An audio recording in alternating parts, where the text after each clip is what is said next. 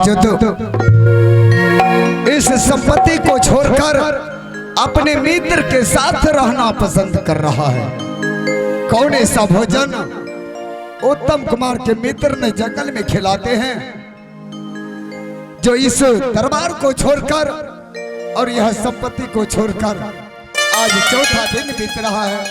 अभी तक मेरा पुत्र को कहीं ठिकाना नहीं।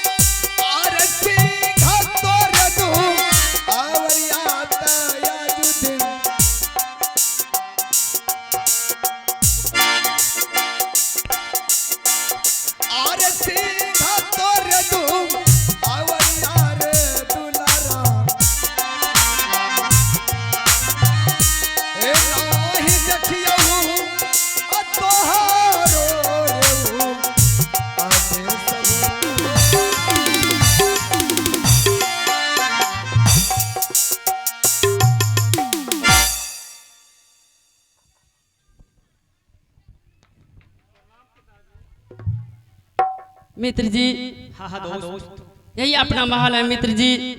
और जो ये राज सिंहासन पर बैठे हुए हैं ये हमारा पिताश्री है। पिता मित्र जी आइए प्रणाम करते हैं। ठीक है मित्र जी, चलिए। प्रणाम पिताश्री।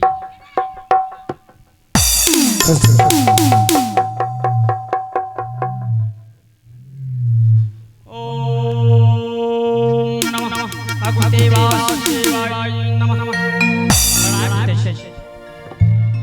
खुश रहो बेटा उत्तम कुमार। जी पिताश्री। मैं इसे पहचान नहीं कर सका। पुत्र कौन है? पिताजी ये मेरा मित्र है पिताजी। यह तुम्हारा मित्र है? जी पिताश्री। लेकिन यह मित्र और यह दोस्ती तुम कहाँ पर लगाया? जंगल में पिताश्री। जंगल में? जी पिताजी। किस परिस्थिति में तुम यह रिश्ता को जोड़ा? पिताश्री जब हम जंगल में शिकार करने के लिए पिताश्री तब उस जंगल में एक मैंने बुरा शेर देखा और उस बुरा शेर से अपना बाण चलाया और मेरा बाण नाम हो गया पिताजी। जब मैं चिल्ला रहे थे बचाओ बचाओ तब मेरे मित्र आकर बचाया क्योंकि वो बुरा शेर हम पर पड़ा था पिताजी। क्या? हाँ पिताजी। तुम दूसरा बाण क्यों नहीं चला दिया? उस वक्त मेरे मन में कुछ नहीं आ रहा था पिताजी। मैं क्या कर सकता था पिताजी? कहने का मतलब अगर समय के साथ यह लड़का तुम्हारे पास बचाने के लिए नहीं आता तो तुम बाघ के चपेट में पड़ जाता। जी पिताश्री। क्या मैं इससे कुछ बात करूं? क्यों नहीं पिताश्री?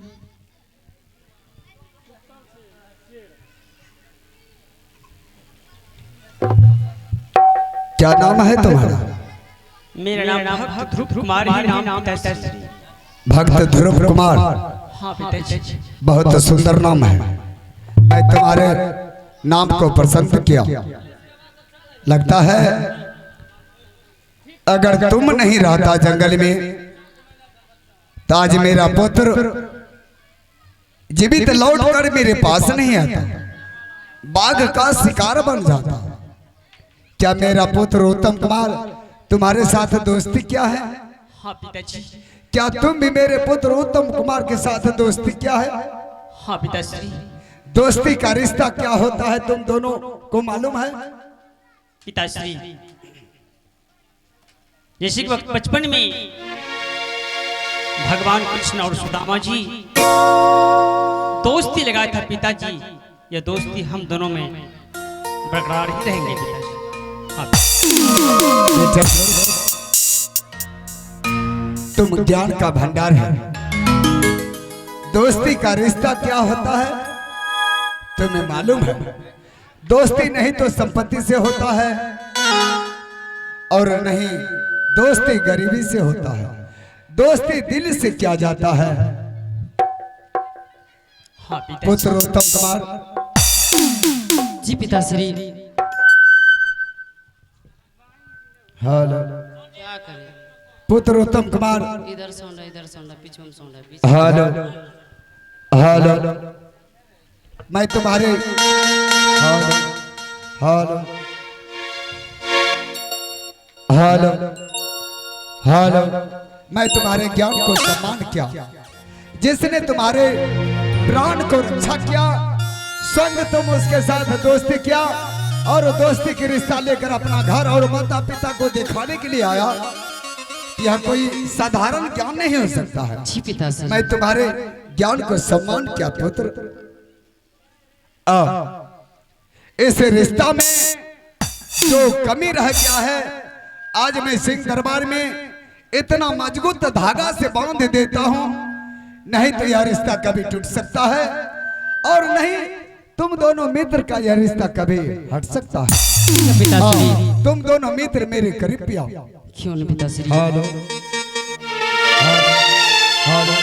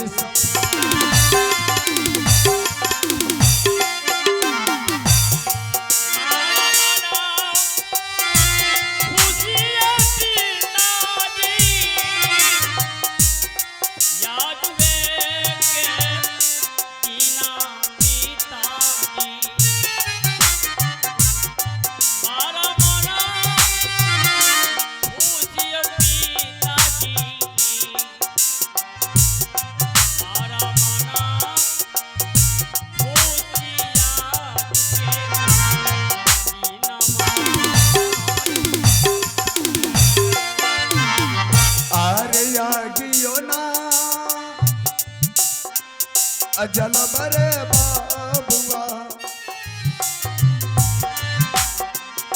अरे पानी लता असर बरे सुगबा ए तोहरो गया अपा फालरस अमान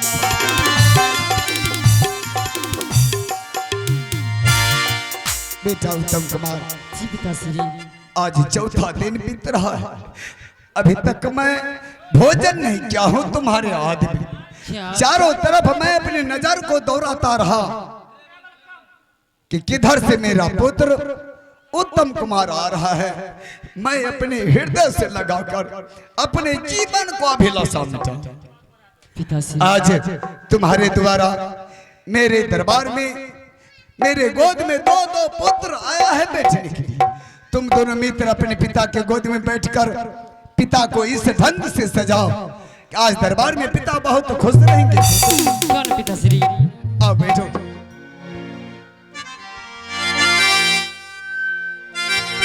आइए मित्र जी, चलिए पिताश्री की गोद में बैठेंगे मित्र जी। मित्र जी, मैंने पिताश्री गोद में बैठने का मैंने योग्य नहीं हूँ। क्या? इसलिए कि पिताश्री की बदन में राजशाही पोशाक की तमड़ी लगे हुए हैं। हाँ। हमारे शरीर में धूल और मिट्टी पड़ी। मित्र जी, अगर मैंने पिताश्री गोद में बैठता हूँ, पिताश्री की राजशाही पोशाक सारे गंदे हो जाएंगे। इसलिए कि आप बैठ जाइए, मैं नीचे ही बैठ जाता हूँ।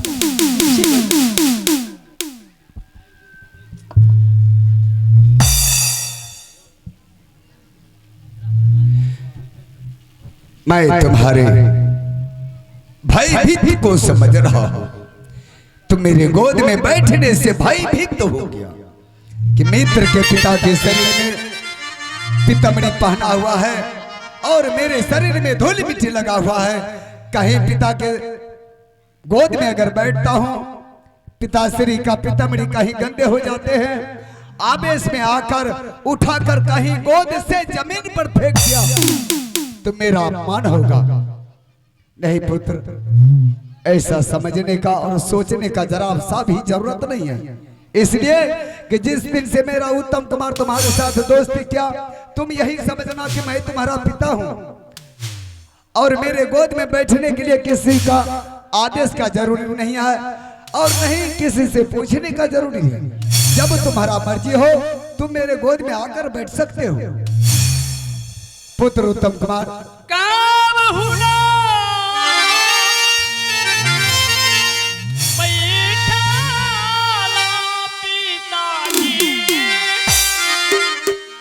पिताजी के गोदिया जगना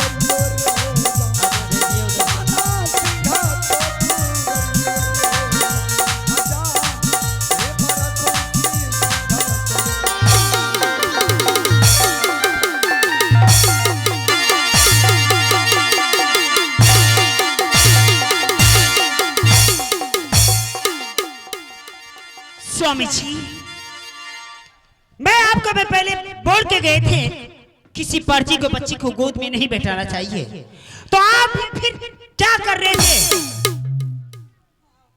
महारानी, सचमुच संत बताते हैं कि नारी 3 तरह का होता है, वह 3 में एक तुम हो कि जरा सा भी तुम्हारे अंदर ज्ञान नाम का चीज नहीं है। दरबार में आने का बाद तुम्हें पूछना चाहिए, आप जो पुत्र के दर्जा देकर गोद में बैठाकर अपने जीवन को अभिलाषा मिटा रहे हैं, वह लड़का कौन है? तो मैं तुम्हें सीधा शब्द में बता देती, लेकिन तुमने ऐसा नहीं किया। जानती हो वह लड़का कौन है? कौन है? वह लड़का तुम्हारे पुत्र उत्तम कुमार का मित्र है और दोस्त है, और यह दोस्ती किस परिस्थिति में लगाया गया तुम्हें मालूम नहीं होगा महाराज। जब तुम्हारा पुत्र उत्तम कुमार जंगल में शिकार करने के लिए गया तो चारों ओर से इसे भागने, खाने के लिए, नोचने के लिए दौड़ पड़ा। बाण चलाया, बाण काम नहीं किया, जंगल में भाग दौड़ करने लगे, चिल्लाने लगे। यह लड़का उसी जंगल में भगवान का भक्ति कर रहा था। जैसे उत्तम कुमार का आवाज इस लड़के के कानों तक पहुंचा, संग भक्ति को छोड़कर और दौड़कर इस लड़के को और तुम्हारे पुत्र को बाघ के दौरान से बचाया। Oh my God! इसलिए उत्तम कुमार इसके साथ दोस्ती किया और दोस्ती की रिश्ता लेकर अपना घर और माता पिता को दिखाने के लिए लाया। तो बताओ क्या भूल किया? ये कि तुम हो जो मेरे गोद से उठाकर जमीन पर फेंककर अपने पैरों से कुचल दिया। जरा सा भी ज्ञान नाम का चीज नहीं है महारानी। Swami ji, I am sorry Swami ji, मुझे माफ कर दीजिए स्वामी जी। महारानी, तुम हमसे क्यों माफी मांग रहे हो?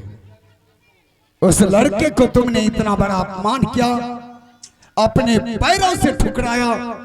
जहां अभी भी वक्त है तुम्हारे पास 56 प्रकार भोजन बनाकर गोद में बिठाकर पुत्र के दर्जा देकर अपने हाथों से भोजन करा देना और नए नए वस्त्र पहना कर दरबार से विदाई करना, किए हुए अपमान जो है धीरे धीरे दिल से निकल जाए। क्यों नहीं स्वामी जी, स्वामी जी आप यहाँ से जाइए, मैं आपके लिए मैं गरम गरम मैं चाय बना के रखी हूँ। ठीक है महारानी, मैं जा रहा हूँ। बेटा ध्रुव, माँ तुम्हें पहचान नहीं कर सका, अनजान में ऐसा किया है, माँ को माफ कर दो पुत्र।